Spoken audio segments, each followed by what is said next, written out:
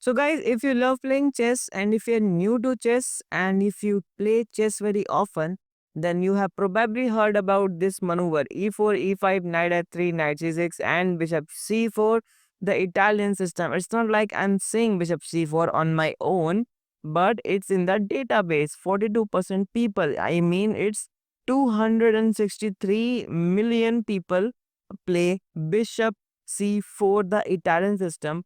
And guys, in this video, I'm going to show you all the tricks and traps that are present in the Italian system. So I only want 20 minutes from you because video is that much long, right?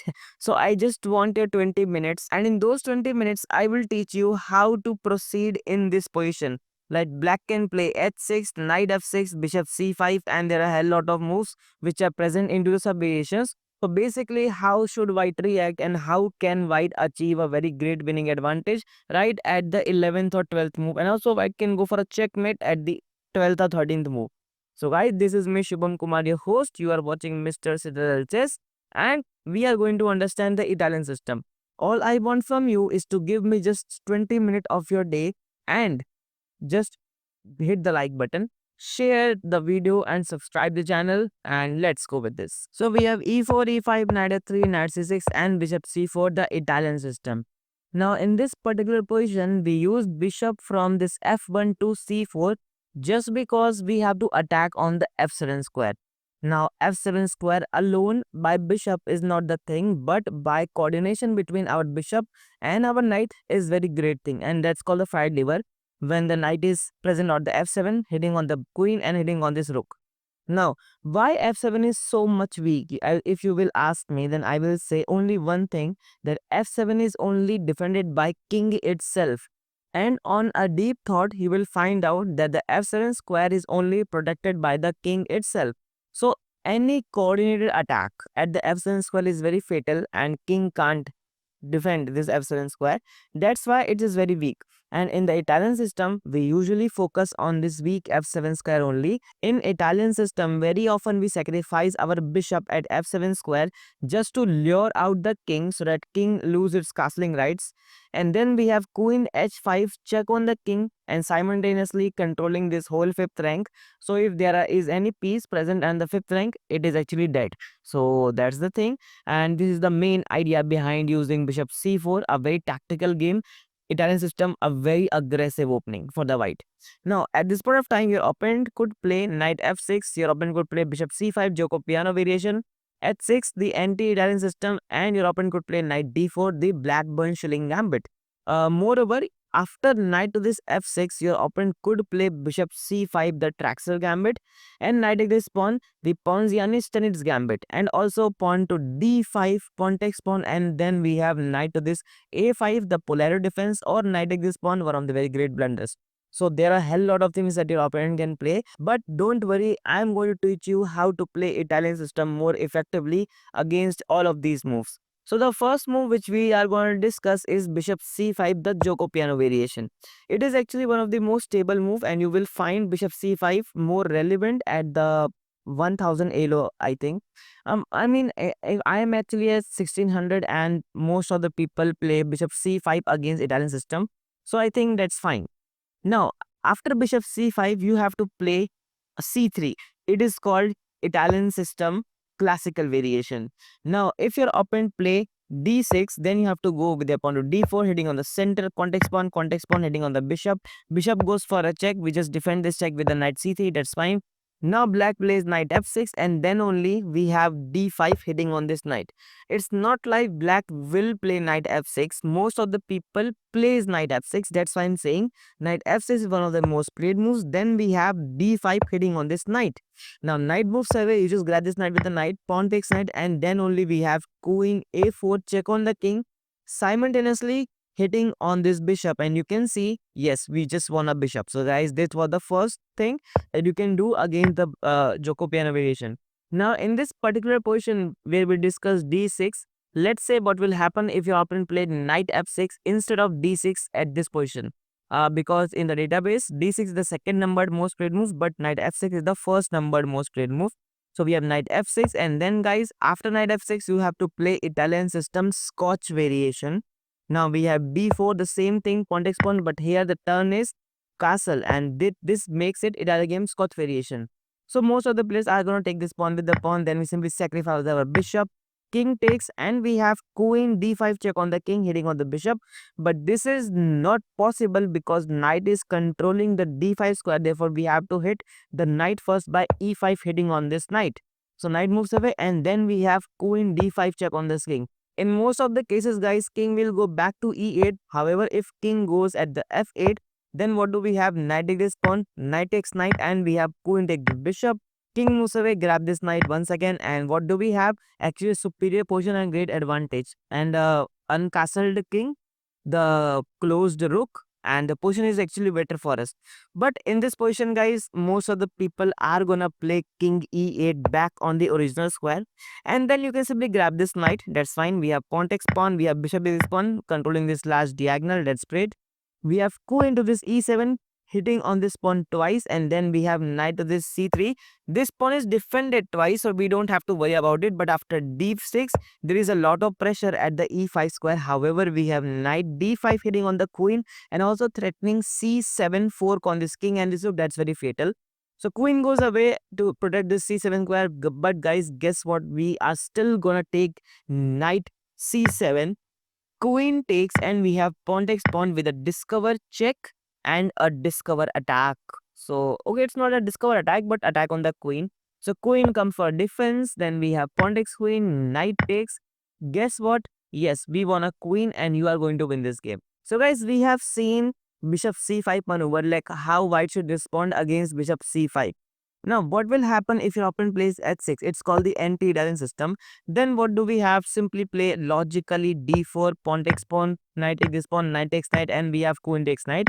Simple game, logical game. Just grab the center, control the center. You have central queen, central bishop, and a central pawn. And guess what, guys? The engine rating is plus 0.1, which suggests that you have very good piece advantage. No, okay, you don't have any piece advantage, but you have very great positional advantage. You just have to play logically, just develop your pieces, and yes, you can win this game because there is nothing that you can set up like instant.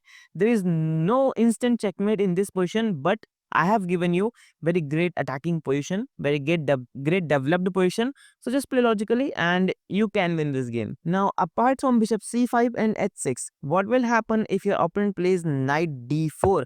This is called the backbone shilling gambit, and most of the players usually take this knight with the knight, but some of the players become greedy. They become like over smart. They try to play over smart and take this pawn instead.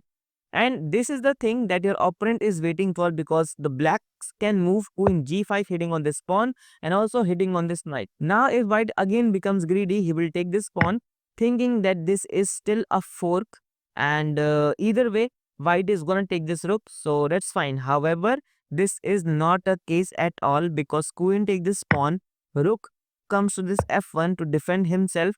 Then we have queen take this pawn with a check here. If bishop defends, then we have knight this f3, a checkmate. That's fine. If queen defends, then knight take this queen. That's great. You are still losing this game. I mean, black is going to win this game. You are not. So this is called the Blackburn shilling gambit, and that's why, guys, I said knight takes knight is the only move that you have to play in this position. Pawn take this knight, then simply go for castle. That's fine. Most of the people are gonna play bishop to this c5, a development move, and then only you have to sacrifice your bishop, because I said earlier queen h5 check, controlling this whole fifth rank. Guess what? We are going to win this game because king will lose his casting rights now. Queen h5 check, pawn blocks, take this bishop. That's great. If pawn is not blocking, then king will simply move away, take this bishop again, pawn comes to this d6, then you grab this pawn, hitting on this vulnerable piece here. That's fine. You have very great lead in development. You have 2 points lead, and the engine rating is plus 4.2. Congratulations. Okay, guys, we have discussed bishop c5, we have discussed pawn to h6, we have discussed knight d4, the Blackburn shilling gambit. And now, guys, the only thing left for us to discuss is knight f6, one of the most played move. 33% people will play it, and I am sure that you will also encounter knight f6 very often as you play Italian system. Okay, so this is very important, right? Because this is very important part of this video. So guys, like, share, comment, and subscribe the channel, and let's begin. Let's move forward. So we have knight f6, the two knight defense, one of the very common move against the Italian system. There, what do we have? It's knight g5, of course, going for this straightforward fight lever attack. From this f7 attack, there will be an attack on the queen and the rook. And yes, black is gonna get harassed by this knight. So your opponent could play bishop c5. Wait a minute. Okay, let's go again. So your opponent could play bishop c5, the Traxler gambit. However, the most played move is d5 and then the opponent takes pawn. And then your opponent could play knight takes this pawn. That's a mistake. Or your opponent could play knight a5. So there are three moves that we have to discuss. Let's go ahead with the first move. It's bishop c5, the Traxler gambit. Now, what is the logic behind bishop c5 maneuver? Actually, black is aiming to sacrifice the bishop at the f2 square. Then king takes, we have knight check on the king, and then king will, like say, king moves back at the e1. Then queen will simply enter into game by queen h4 check on this king. So these are some tactics that your opponent could play. Let me show you how it actually works. Now, after bishop c5, if white become greedy again, he will think that knight takes this pawn met with this great fried liver attack. Now, in first glance, it looks like black is in trouble. However, black has a very great trap to set up. It's actually bishop sacrifice, king takes, knight g4 check on this king, king moves away, and then we have queen h4 check. Let's say pawn blocks, just grab it, pawn take this knight, we have queen take this rook, that's great. Then we have king, bishop just blocking the check here, that's fine. Then we have castle hitting on this knight. Let's say queen comes at the e2, then we have rook take this bishop. Okay, it's knight, it was a knight, sorry. So rook take this knight, then we have queen g2, just going for a trade here, but we are not because we have rook take with bishop, queen takes, then we have check again, queen blocks, we just grab this pawn here, that's fine. And black has 3-point lead, that's great. Now we have knight development, we go with knight to this d4, hitting on this queen, so queen moves away, again offering exchange, we take it, knight takes, and we have knight to this c2, just going for this fork again, so king moves away, grab this rook. And now guys, guess what? Black is ahead by 8 points and white has to resign in this position because there is literally no scope for the white to win this match. So guys, this is how Traxler Gambit actually works, and let me show you guys how you can destroy this attack. So after bishop c5, and you can see that this is a Traxler Gambit kind of stuff, bishop is going to get sacrificed at f2. You have to use your bishop at f7 because it's defended by the knight, so don't worry about it. So king comes up, then we have bishop goes back to c4, that's fine. And now guys, the Traxler Gambit is just destroyed because we still have our knight at g5 defending this pawn. So knight takes this pawn is not an option. Bishop sacrifice is just irrelevant. Let's say bishop sacrifice, king takes. Now what? Knight takes this pawn, but that will just met with knight takes knight. So there is no point for sacrifice, right? Moreover, if we just go for a logical move, let's say the queen e8 going for a development because queen is just stuck at this 8th rank. Then what do we have? Knight c3 development. Then we have h6 hitting on this knight. Knight moves at f3 at the original square. And guess what, guys? The Traxler Gambit is just destroyed. And black has to play like logically from this point of time. Of course, the engine rating suggests plus 1.5. So you can see that white has a very great winning advantage because black's king is exposed. The rook is kind of a locked here. So that's why the position is actually very great. So guys, we have discussed bishop c5, the Traxler Gambit. Let's say what will happen if your opponent played d5. Oh, wait a minute. b5 is one of the most played moves, so we will discuss this later. Let's say what will happen if our opponent plays knight at this point e4. And this is again one of the very advanced version of Black One Shilling Gambit. It's called the Ponziani-Stanitz Gambit, where black actually aims to control at the weak f2 square because f7 is for the black, but f2 is weakest for the white. So queen has a very good scope at the h4 and then going for this instant checkmate at f2 square. So these are some checkmating threats that black prepares on the way. Moreover, if you take this knight with the knight, then you have to face this d5 fork. So your coordination between two important minor pieces would simply get lost and you are going to lose one of these minor pieces. So guys, it's important for you to listen me very carefully. At this point of time, you don't have to take this pawn with the knight, but take it with the bishop, lure out this king and then play d3 hitting on this knight and also defending this knight. let's say knight takes this knight. Guess what? We have bishop take this knight going for this great check. King takes, bishop to this queen. Let's say king takes again. And of course, you are going to win this game because you just won a queen. So that's fine. So guys, we have discussed bishop c5, the Traxler gambit, where we have discussed knight takes this pawn, the pawn and stands gambit. Now we are on the last layer of this video and we are going to discuss very important thing, and that is d5, the two knight defense, the most played move and the very great counter against the Italian system, the Polario defense by two knight defense. Now, you have to take this pawn with the pawn. Don't take it with the bishop because knight with the bishop, so there's problematic. So you have to take this pawn with the pawn. Now your opponent could play knight take this pawn. It's not that I'm saying knight take this pawn is one of the most played move. 44% people are gonna take this pawn with their knight. And on the second number, it's knight a5. So we are going to look in both of the moves. So don't worry. We are going to discuss every move thoroughly. Now, if we talk about the first most played move, it's knight takes pawn, and that's a mistake because it will met with knight sacrifice. Yes, it is the only position or only exception where we are not sacrificing our bishop, but we are sacrificing our knight. So king takes, of course, king has to take it because his rook will get lost. So king takes, then we have queen f3, check on this king. Now guys, if king goes back to g8, that's literally a insane blunder because we have queen take this knight, queen takes, bishop blocked, bishop take, and guess what? That just checkmate only from a single piece. So that's fine. So that's why guys, king has to go at this e8. It's not like I'm saying king e8. It's the second numbered most played move. So king e8, then you simply grab this, knight. That's fine. And guys, you won't believe me. In the database, is knight d4 the most played move. So knight d4 met with queen f7 checkmate. And guys, it is actually true. You know, knight d4 is the most played move and it's the instant checkmate right at the next move. Therefore, king has to play e6. King has to come at e6 to defend this knight. And then you have to just add one another attacker knight to this c3 hitting on this knight thrice. That's fine. So your opponent could play knight d4 hitting on this queen and also threatening c2 fork. Your opponent could play knight b4 defending this knight going for this c2 fork. So knight d4's main purpose is only attack. However, knight b4 is a multi-purpose like defense and also attack. So that's fine. Let's look on the knight d4 first, hitting on this queen and also defending this pawn. But that's a mistake because we have bishop to this knight with a check. So queen can't take it because we have adequate defense. So king moves away. We have this check because that's a defense square. King moves away. Then we have knight this e5, e4, a checkmate. It is actually checkmate on the 11th move. So that's fine. You are going to win this game in just 11 moves.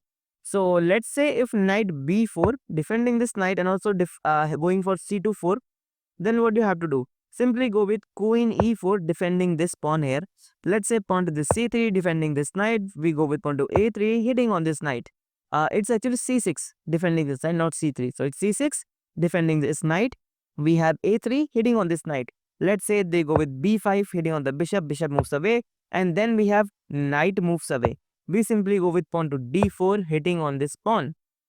Now your opponent could play bishop d6 defending this pawn, or your opponent could play queen d6 defending this pawn. Yeah, this like this way. So you have to go with knight take this pawn at b1, and that's a force move because we are hitting on this queen. So this is actually a force move, you can say. So pawn take this knight is mandatory, and then we have bishop f4 hitting on this pawn again. Let's say they go with bishop b7 defending this knight. Then we just grab this pawn. Let's say guys, queen moves at d7. Then we have bishop to this pawn with a discover check here. Let's say king moves away. Then we simply grab this rook. And we have 3-point lead. So yes, we are still going to win this game. Don't worry. You are fine here. But guys, queen d6 is the second numbered most played move. The first numbered and the top numbered most played move is bishop d6. Just blocking queen's protection from the knight, and that's fine with us because we had knight take this knight, pawn takes knight, and then we have bishop to this pawn with a check on this king. So king e7 met with bishop g5. So king moves away, grab this queen. Yes, we are going to win this game. Let's say guys, if king moves away, then simply just take this pawn. Bishop takes, then we have bishop to this rook. That's great.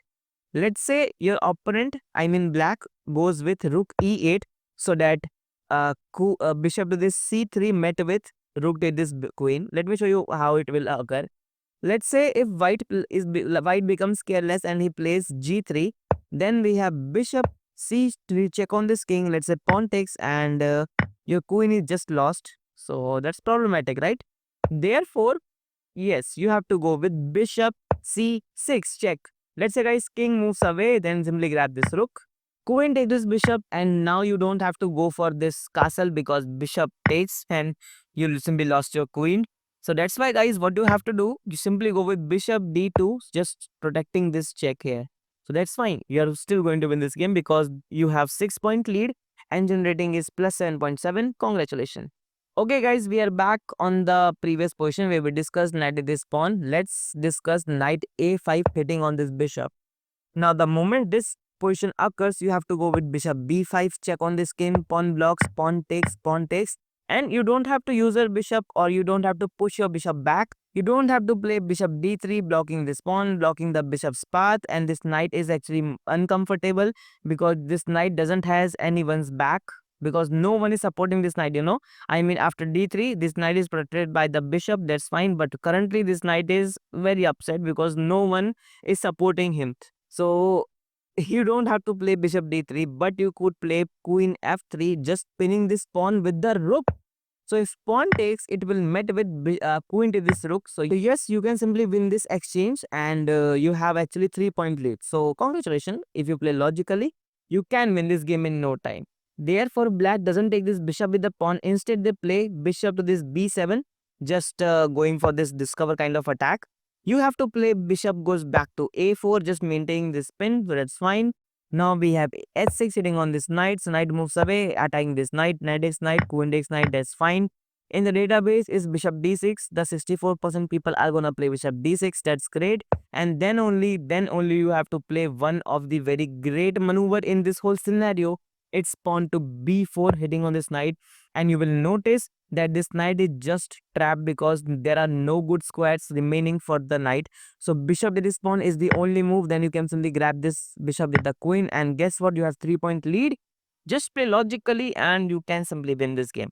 Moreover, your bishop b2 is actually a fianchetto, and now this pawn will simply become hanging. So yes, that's also fine. After that, g7 will also be hanging. So yes, you are actually very perfect here. So guys, this was the Italian system, and I hope you have liked it. So if you really liked this video, if you have learned something new from this video, then do hit the like button, share this video, and if you are new on the channel, then subscribe it because it gives me motivation to make more videos like this. So guys, this is me Shubham Kumar, your host. You are watching Mr. Citadel Chess, and I will meet in the next video. Until then, take care.